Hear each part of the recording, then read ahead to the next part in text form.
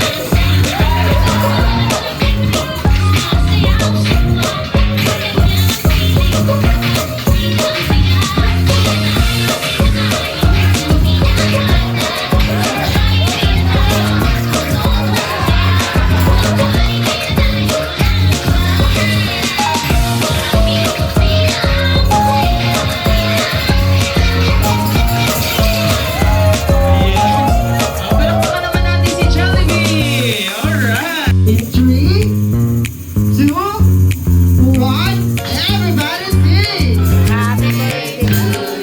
Louder! Kaya naman hindi nakakanta, magbabayad mo kinakanta.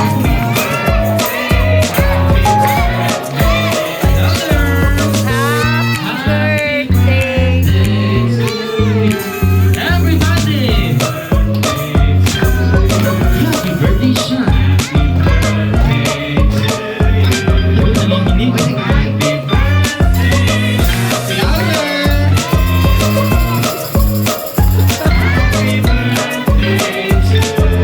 Siyempre this time, yung mas masaya naman! Happy birthday! Happy birthday!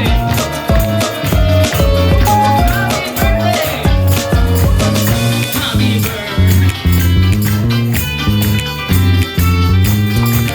Ayan, sabay-sabay ulit tayo sisigaw ng happy birthday shot. In 3, 2, 1, shout! Ayan, Kuya Sean, close your eyes. Make a wish. Then blow your candle.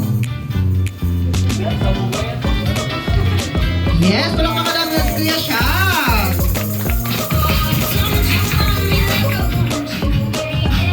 Ayan. Ayan, syempre kung merong birthday wish ang ating birthday boy na si Kuya Sean, syempre meron ding birthday wish na magagaling kay Mami Daisy. Tama ba, Mami? Meron kang birthday wish kay Kuya Sean? Si Daddy... Kinabahan ako kanina eh, kasi yung sayo ni Jollibee na stand party na itong pinag. Siyempre, anak, congrats at naiyak sa akin. Ito po ang unang Jollibee birthday wish. Ngayon ang nakapag-celebrate ng Jollibee talaga yung ganito. Ano masasabi mo na? Saya daw. Siyempre, wish ko na tuloy-tuloy ko rin yung magiging proud na proud ako sa iyo kahit na ano pa yung mga struggles nandito ang mga nandito